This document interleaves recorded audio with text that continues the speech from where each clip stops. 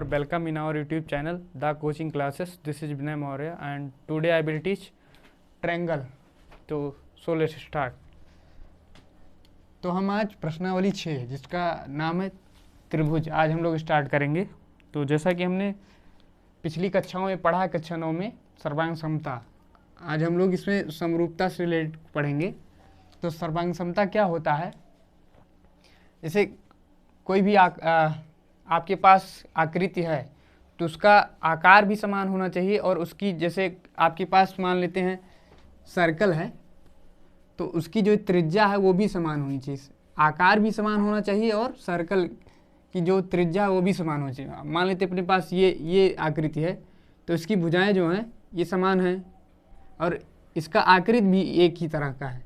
और ये समरूपता का मतलब है जिसमें अपनी आकृति समान हो, लेकिन ये कंपलसरी नहीं है, जरूरी नहीं है कि उसका आमाप भी समान हो। आमाप मतलब जैसे इसकी त्रिज्या 4 सेंटीमीटर है, इसकी 3 है, इसकी 2 है, समरूप हैं, ये सेम है, ये भी सेम है आकृति का, ये वृत्त है, ये भी वृत्त है, ये भी वृत्त है। वैसे ये है, ये बड़ा है, छोटा है, इसका आमाप जो है समान नहीं है, इसका कुछ ज़्यादा होगा, इसका कम होगा। सर्वांग समता में ये होता है कि जिसका आकार और आमाप दोनों समान हो, और समरूपता में होता है जिसकी आकृति जिसका आकार समान हो, लेकिन ये जरूरी नहीं है कि उसका आमाप भी समान हो सकता है लेकिन कंपलसरी नहीं है कि हो। जैसे सर्वांग समता में क्या करेंगे, क्या लिखेंगे, जिस आकृति का समान आकार और समान आमाप हो। और समरूपता में क्या है, जिस आकृति का आकार समान हो परंतु उसका आमाप समान होना आवश्यक नहीं है। तो एग्जाम्पल्स हमने बता दिए, जैसे ये दोनों है सर्वांग समता के लिए, इसमें ये दोनों भुजाएं बराबर हैं, ये दोनों भुजाएं बराबर हैं और ये एक ही प्रकार की आकृति है, तो ये सर्वांग समता के उदाहरण, ये भी सर्वांग समता के उदाहरण। लेकिन ये समरूपता के उदाहरण, क्योंकि इसमें आकार तो समान है लेकिन इसकी आमाप समान नहीं है। कह रहा सभी सर्वांगसम आकृतियां समरूप हो सकती हैं परंतु सभी समरूप आकृतियों का सर्वांगसम होना आवश्यक नहीं है। मतलब जो सभी सर्वांगसम वाली आकृतियां हैं वो समरूप हो सकती हैं परंतु सभी समरूप आकृतियां समरूप वाली आकृतियों का सर्वांगसम होना आवश्यक नहीं है। तो कह रहा भुजाओं की समान संख्या वाले दो बहुभुज समरूप होते हैं। उनका कंडीशन क्या है, सभी संगत कोण बराबर हों तथा उनकी संगत भुजाएं एक ही अनुपात में हो। इसमें क्या कह रहा है, सभी संगत कोण बराबर हों। संगत कोण मतलब जैसे ये 105 है तो 105, 100 है तो 100, 85 है तो 85, 70 है तो 70, उनकी संगत भुजाएं एक ही अनुपात में हों। मतलब इसका अनुपात इन दोनों का, इन दोनों का, इन दोनों का और इन दोनों का समान होना चाहिए। तो मान लेते हैं, देखते हैं अपना, ये 2.1 बटा इसके सामने वाली भुजा ये है, इसकी संगत भुजा ये है तो 4.2, 1.5 बटा 3 इक्वल टू 2.5 बटा 5, 2.4 बटा 4.8। इनकी संगत भुजाएं, इसका संगत भुजा ये, इसका संगत भुजा ये, इसका संगत भुजा ये, इसका संगत भुजा ये, इन सबको अगर हम काटेंगे तो अपना आएगा 1/2। तो इनका अनुपात, सबका अनुपात समान है और इन सबकी संगत कोण भी समान है, तो इसलिए ये समरूप हैं, ये दोनों समरूप हैं। और उसी तरह हम इन दोनों को भी चेक करेंगे। तो क्या है कि इनकी जो भुजाएं हैं, संगत भुजाएं, ये डिफरेंट है और ये संगत कोण जो हैं ये समान है। तो इसका अगर हम देखेंगे तो हो जाएगा 3 बटा संगत भुजा 3/3 equal to 3/3.5 equal to 3/3 equal to 3/3.5। अब इसको अगर हम काटेंगे तो इसका तो समान हो जाए, लेकिन इसका समान हो जाए तो ये दो अलग है इसलिए बराबर नहीं है, इसलिए समरूप नहीं है।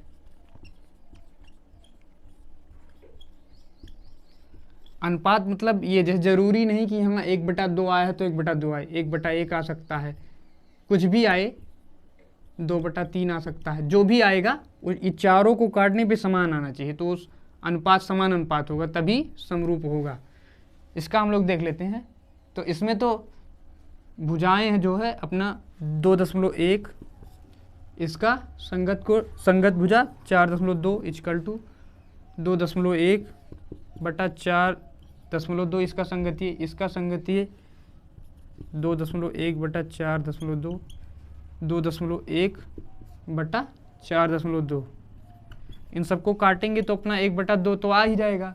इनका समान अनुपात है, लेकिन अपना जो कह रहा है एक कंडीशन पहला है, सभी संगत कोण बराबर होने चाहिए।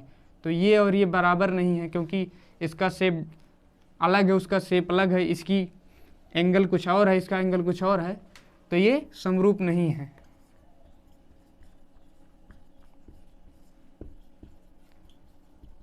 तो इसके बाद हम लोग चलेंगे अपने प्रश्नावली पे 6.1 पर। ये हम लोग प्रश्नावली 6.1 देखते हैं। पहला क्वेश्चन क्या कह रहा है, कोष्टक में दिए गए शब्दों में से सही शब्द का प्रयोग करते हुए रिक्त स्थानों को भरें। तो पहला क्वेश्चन है अपना, सभी वृत्त होते हैं। हमने बताया सभी वृत्त, अभी बताया इससे पहले कि सभी वृत्त समरूप होते हैं, तो यहाँ हो जाएगा अपना समरूप। फिर क्या कह रहा है, सभी वर्ग होते हैं, अभी हमने बताया कि समरूप होते हैं इससे पहले, तो हो जाएगा अपना समरूप। फिर क्या कह रहा है, सभी त्रिभुज समरूप होते हैं। अब त्रिभुज जो है समरूप होते हैं, इन दोनों में से बताना समद्विबाहु होते हैं या समबाहु। समद्विबाहु मतलब जिसकी 2 भुजाएं बराबर हों, और समबाहु मतलब जिसकी सभी भुजाएं बराबर हों। तो समबाहु त्रिभुज ये हो गया अपना,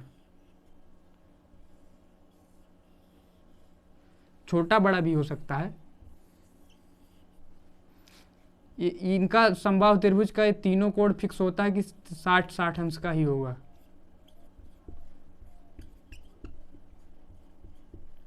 अगर 1 है, ये 2 और 2 है, तो हमारा इसके समरूप होने के लिए 2 कंडीशन क्या है कि संगत कोण बराबर होने चाहिए। तो संगत कोण ये हो गया, ये हो गया, ये हो गया, संगत कोण बराबर है। उसके बाद संगत भुजाओं का अनुपात समानुपाती होना चाहिए। समानुपाती मतलब अब जैसे मान लेते हैं इसका इसका समानुपाती भुजा ये 2, इसका समानुपाती भुजा ये, इसका समानुपाती भुजा ये, तो तीनों को सॉल्व करेंगे तो 1/2 तीनों में आ रहा है, तो ये समानुपाती है। समानुपाती मतलब तीनों में समान आना चाहिए काटने पर, या फिर जो आए वो भी समान होना चाहिए। तो ये दोनों कंडीशन फॉलो हो रहा है समबाहु त्रिभुज में, तो यहाँ अपना हो जाएगा समबाहु त्रिभुज, ये हो जाएगा समबाहु त्रिभुज।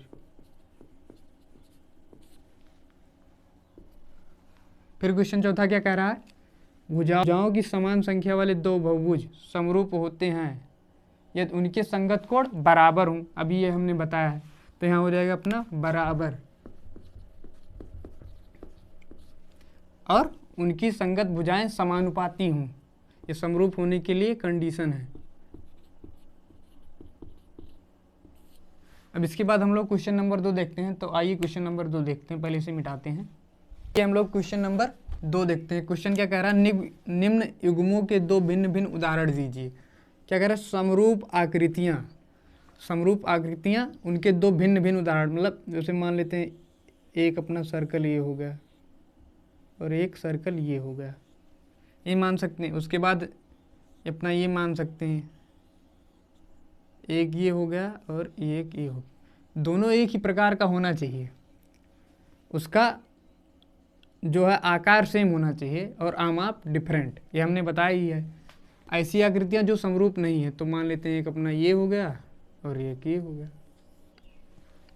उसके बाद क्वेश्चन नंबर 3 कह रहा है, बताइए कि निम्न चतुर्भुज समरूप है या नहीं।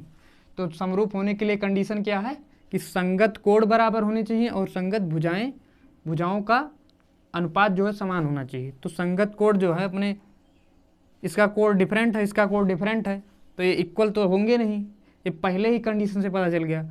और दूसरा जो है, दूसरा कंडीशन फॉलो करेगा, लेकिन जब दोनों कंडीशन फॉलो करेंगे तभी वो समरूप होंगे। तो इसका पहले हम समानुपात देख लेते हैं। तो हो जाएगा 1.5/3, 1.5/3, 1.5/3, फिर 1.5 बटा 3 ये हो जाएगा। अब इन सबको काटेंगे तो अपना अनुपात आ जाएगा, सबको काटेंगे तो 1/2 आएगा। तो इसमें लिखेंगे क्या कि संगत भुजाओं का अनुपात समान है परंतु संगत कोण बराबर नहीं है,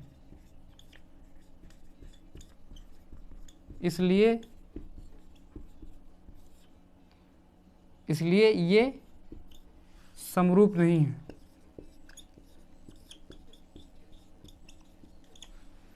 तो ये थे अपने प्रश्नावली 6 के क्वेश्चन, जो 1, 2, 3 था हमने सबको करवा दिया है। और हम लोग मिलेंगे नेक्स्ट वीडियो में, और इन सबको आप ध्यान से पढ़ लेना। जो हम इनसे प्रश्नावली से पहले पढ़ाएं वो बुक में दिया हुआ आप लोग सही तरह मिलेंगे नेक्स्ट वीडियो में। तब तक के लिए जय हिंद।